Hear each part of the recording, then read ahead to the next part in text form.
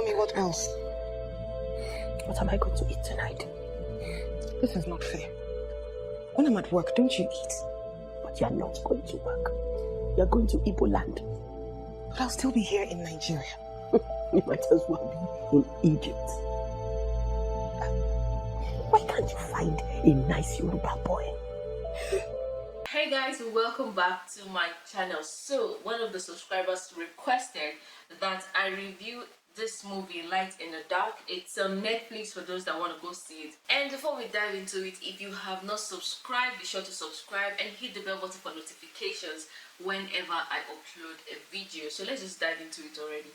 So I'll just give you a plot. The movie is just more like a relatable story, a typical Nigerian story of two ethnicities getting married. Their parents didn't want them to get married and they eventually got married. And then, as usual, you have one kid, give her another kid and all that. So it's more like Kalu Ikeagwu, Rita Dominic were cast in the movie and they wanted to get married. Rita Dominic was from the west, Kalu Ikeagwu was from the east. And both of them came together to get married. Their mothers were not initially in support. Kalu Ikeagwu, on the other hand, had a childhood friend, childhood fling, childhood lover, Ifoma, that I think it's Bimbo that acted it. And the mom wanted him to get married to her, but he fell in love with Rita Dominic, who was from the west, and the mom didn't want him to get married to her. But at the end of the day, he proposed to her, they got married. Then they had a baby girl, and after 11 years, the mother came back asking for another sibling for the girl. You know how mothers that doesn't want you to marry this girl, they come to worry the girl.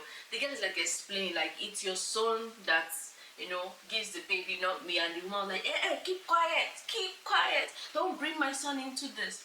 So with all the pressure and everything, she decided, man, we gotta get our groove on. She prepared a night, a romantic night, you know, gave her husband some kind of seductive things happening, and they went down that night. And within that same period, something happened. An unfortunate event happened. Armed robbers came, attacked them. The armed robber raped Rita Dominic, which caused a little strain in their relationship. Their marriage was more like diving down, and they were not as happy as they used to be. You know, before they used to eat together, play together. But then, after this whole thing happened, a typical Nigerian story, or it's something that you can relate to. A woman will end up blaming the guy for not protecting her, and all that, and the relationship was diving down at the end of the day. Things happened. Ifoma, the ex-childhood friend, or the ex-girlfriend, childhood friend, came into the picture. The wife thought the husband was trying to like get with her, you know, caused a little more strain. He explained himself, and later on they got back together. They went to the police to report about the whole, you know, the whole story was just something that you can relate to. It was beautiful. There were a lot of technicalities that were, you know, involved in it. There wasn't really a lot of it was just a simple, more like a simple form of cinematography techniques they used. Use of negative space, you know, trying to talk about the relationship within the subject and the environment. And they also used Dutch angles when they needed to, you know, that point where the camera angle would just be turning, and that is mostly used when you're trying to show the uneasiness of the subject in question, or when there is some form of problem, some form of vibe, a negative vibe coming from the subject. That's when you use that kind of angle. So they used that, I think, on two or three occasions. And yeah, the beautiful part of the movie was the story was amazing, like relatable. The continuity was big, like it was good, like it was amazing. See, I'm not a bad person. If the movie is good, I'll tell you it's good. If it's bad, I'll tell you it's bad. In every movie, story is key, and once you've lost the story, no matter how much good or how good your acting is, it's gonna be trash. So you have to first get the story, then pick your cast. Then afterwards, these two can come together and give you an amazing output. You understand? But when your story is not good and you have amazing actors, at the end of the day, it's going to be flat. The person will just be overacting, and then you'll be spotting out who's acting well and who's not acting well.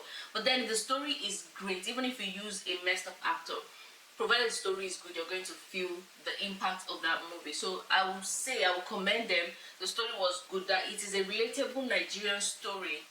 Is great. I really love that about it. And the use of language was just on a balance, like it was more of English, but then they had to put in to tell you that this person is from the west, this person is from the east. They were just dropping it in there one way somehow. So it was good. But then in everything that is good, there's gonna be some bad about it. So in the movie, I will not say the score was amazing. There was the score, by score I mean the sound. It was usually too loud in some parts that you can barely even hear the audio of the people that are talking. Sometimes the audio used or the sound used in some scenes were not appropriate to push the emotion that they're trying to drive in the movie. Now the subtext, that is the point where they're using only actions and they're not saying anything. It was amazing because you can still understand and relate to what is happening. It's not something that they're just acting and you're not even relating with the story. The subtext was amazing. But then there's a point in the movie that I did not really get what was going on. The point in the bar where they were trying to introduce Mr. K and he went to meet a girl. I think they were trying to establish the fact that he's a womanizer or something, but that part was not even clear. They didn't even explain what the other guy was showing him in the phone. Like, that part was not clear. Every part that Mr. K was in the bar, it wasn't defined at all because there was no clarity to what was actually happening in that scene. But then, oh well, it's something that we can overlook because the rest of the scenes were amazing. Now another thing in the movie that made it really good, there was a lot of plot twists. As you're watching the movie, you feel like this is the person that is going to cause this problem, this is the person that is behind this thing that is happening, but at the end of the day it's someone that you even barely imagine. So that is another amazing thing about a movie.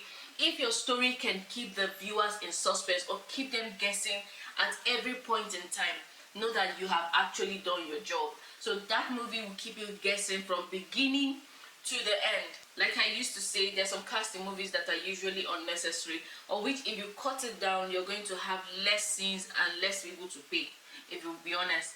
The Kalu Ikeagwu's mom, I understand they were trying to establish the fact that she doesn't like the girl, she's a typical Eastern mom and all that. But then, why was she not shown in other parts of the movie? After the part that she came to ask for another grandchild, we never saw her again in the entire movie. Unlike Jumoke's mom, that is Rita Dominic's mom, who kept appearing from time to time. So I expected the same way that Rita Dominic's mom kept appearing to console them, to give a helping hand, a shoulder to lean on. I also expected that maybe within the time of that thing happening, that there will be a mend between the relationship that Jumoke has with her mother-in-law. You know, okay, this kind of unfortunate thing has happened to my daughter-in-law. Maybe the least I can do for her is make her feel at home, you know, be with her often, let her know that I care.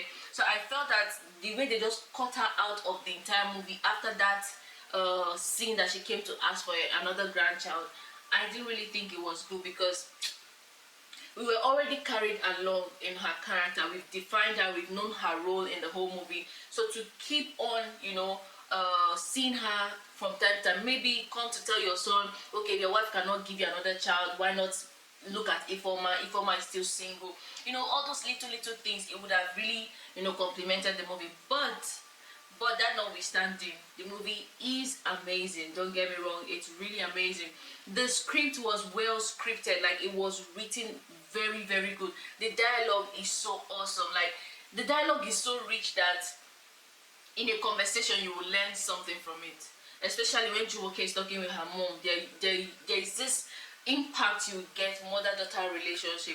Though they did not define what happened between Jumoke's mom and the dad, it was just a little detail that would have just amplified her presence in the movie. But she mentioned that irrespective of what happened between Jumoke's dad and her, which they did not really tell us what actually happened, but then it would have just, that little detail would have just amplified the presence in the movie. But that notwithstanding, that aside, we can do without it. Another thing is that there was a lag in the transition from one scene to the other. So sometimes there are scenes that they will finish the dialogue and it will take a little, let me say, a second before they now get into the next scene.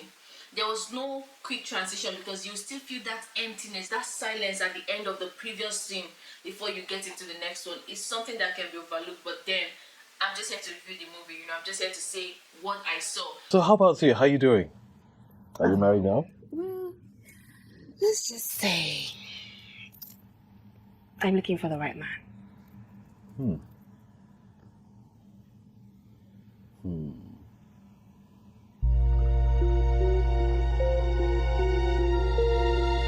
Don't come here telling me that I am seeing too much, I'm looking into it, I'm picking, I'm being so. Listen, when you're trying to review a movie, when you're watching a movie, you don't just watch it to watch it like that. You notice what and what, because you get to learn from the movie and you have to unlearn from the movie. That is why the movie is there. Maybe you don't want to go into movie directing, movie shooting, movie or cinematography as a whole, but then don't just watch a movie because you want to watch it. You look at colors, you look at lighting, you look at all those things. It makes you appreciate the movie more. Even acting is the last thing you see, because you have to look at the story first before you now look at the people acting it. So some people just be like, oh, this person is such a great actor, but then the action they are acting, is it complementing the role they are given, you know, in the story? Is it the acting, is it really bringing them out in the story, you know? So these are things that you need to look out for. So generally, I would say the movie is amazing. It's awesome. I really love the movie. The fact that you can look at the movie, you can sit down, watch the movie, and you can see a typical Nigerian family. You know, a lot of people that have seen this intertribal marriages, you will see these problems a lot.